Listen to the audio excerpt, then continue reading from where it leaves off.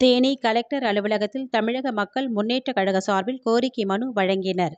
தேனி மாவட்ட ஆட்சியர் அலுவலகத்தில் தேனி மேற்கு மாவட்ட தமிழக மக்கள் முன்னேற்றக் கழக செயலாளர் தில் பிரசாத் தலைமையில் மாவட்ட ஆட்சியரிடம் மனு வழங்கினர்.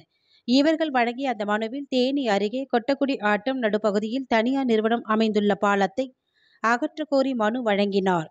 இந்த நிகழ்வில் தமிழக மக்கள் முன்னேற்றக் கழகம் தேனி கிழக்கு மாவட்ட தலைவர் வேந்தர் பாலா மற்றும் மாவட்ட செயலாளர் மல்லர் பாலா உள்ளிட்ட மாவட்ட நிர்வாகிகள் உடன் இருந்தனர்.